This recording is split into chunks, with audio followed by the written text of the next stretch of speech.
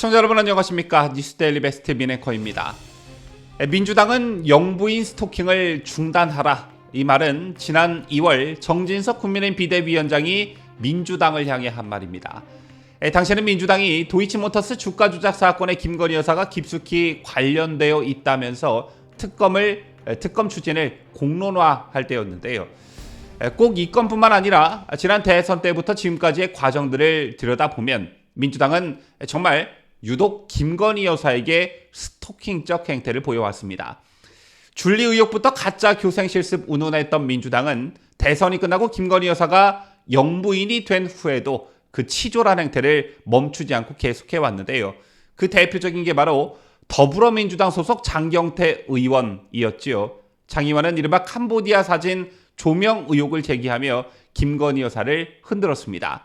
여러분들 다 기억하고 계실 텐데요.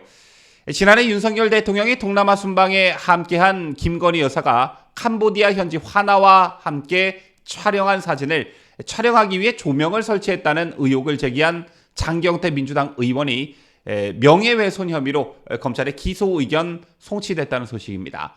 자, 오늘 이와 관련해 서울경찰청 관계자의 기자회견이 있었습니다. 경찰은 당시 촬영 사진과 영상, 감정 결과, 다수 관련자 진술을 통해 종합적으로 검토해 봤을 때 촬영을 위한 조명은 설치되지 않았다고 판단했다며 조명 설치와 관련된 일체 외신이나 전문가 의견이 없었다고 밝혔습니다.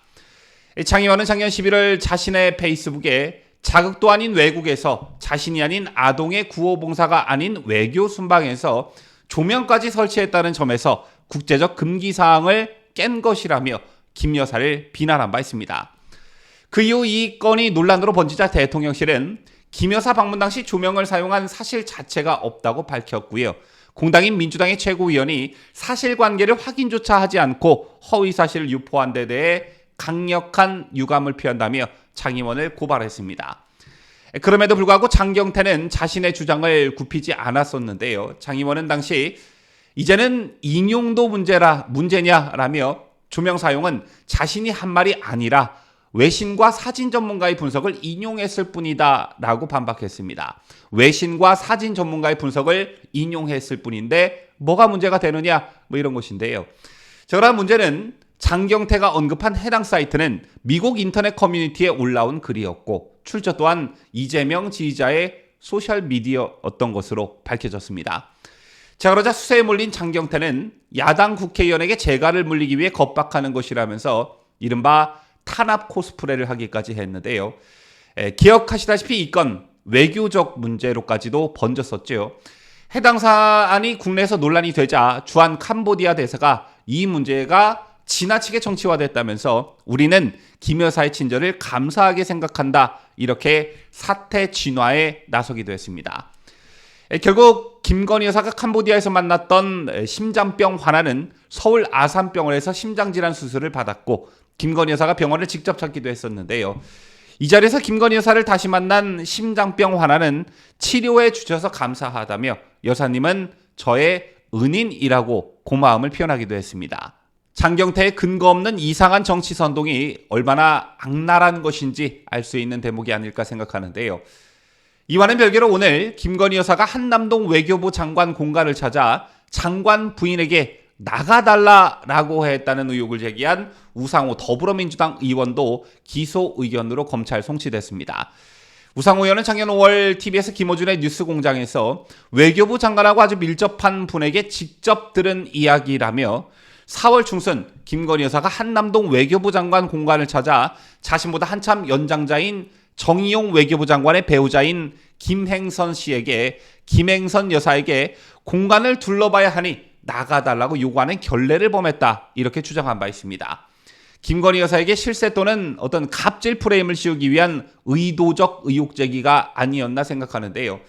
하지만 이 건도 확실한 알리바이가 존재했습니다. 서울경찰청 관계자에 따르면 당시 외교부 장관 부인은 방문 계획 사전 연락을 받아 외출한 상태였기 때문에 김건희 여사 일행과 마주친 사실조차 없다는 것이 객관적 자료, 관련 진술로 확인이 됐다는 것입니다. 즉 마주친 적 자체가 없으니까 김건희 여사가 정의용 외교부 장관 부인에게 나가달라고 말할 어떤 건덕지 자체가 없었던 것이었지요.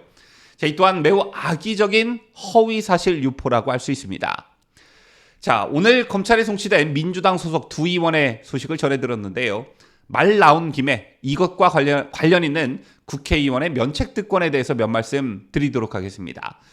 국회의원의 면책특권은 17세기 영국에서 절대군주로부터 의원들을 보호해 의원들의 자유롭고 독립적인 의정활동을 보장하기 위한 제도적 장치로서 출발하였습니다. 따라서 면책특권의 제도적 의의는 권력분립의 원칙에 입각해 행정부나 사법부의 불법부당한 법집행이나 탄압으로부터 국회의원을 보호하여 국회의 자주적 입법활동을 보장하자는 취지인 것인데요. 그런데 문제는 이러한 면책특권이 부당한 권력으로부터의 직무상 독립이 아니라 상대 정파를 공격하고 정치적 흠집내기를 하는 수단으로 무분별하게 남용되고 있다는 점입니다. 그리고 여기서 파생되는 또 하나의 문제점이 뭐냐? 바로 정치인들의 이중성인데요. 자신들이 폭로전의 주역일 때는 면책특권은 헌법상 보장된 천부 인권인 것처럼 호들갑을 떨다가도 자신들이 피해자가 될 때는 그 폐지를 주장하는 것을 우리 국민들은 수도 없이 목격해왔습니다. 실제로 국회의원의 무분별한 폭로와 비방으로 사회가 혼란스러울 때마다 면책특권의 폐지 또는 축소에 관한 논의가 있어 왔지만 결국 수십 년째 제자리 걸음이고 구체적인 제도 개선을 이끌어내지 못하고 있는데요.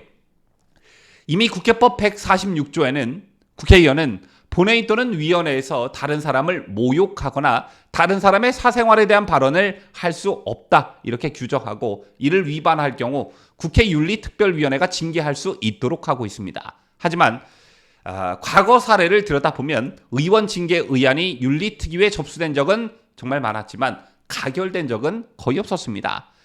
자, 이런 상황에서 면책특권의 제도적 개선을 국회 자율에 맡기자는 주장은 전혀 현실적이지가 않다 이렇게 볼 수 있는데요.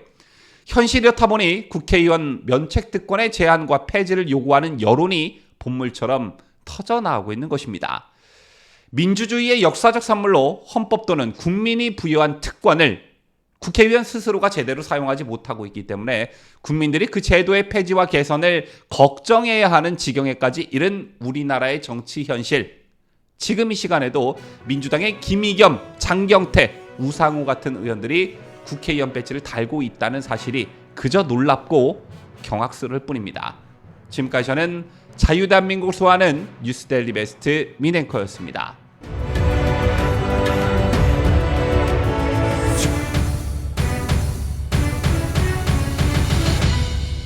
함께해요. 뉴스 데일리 베스트.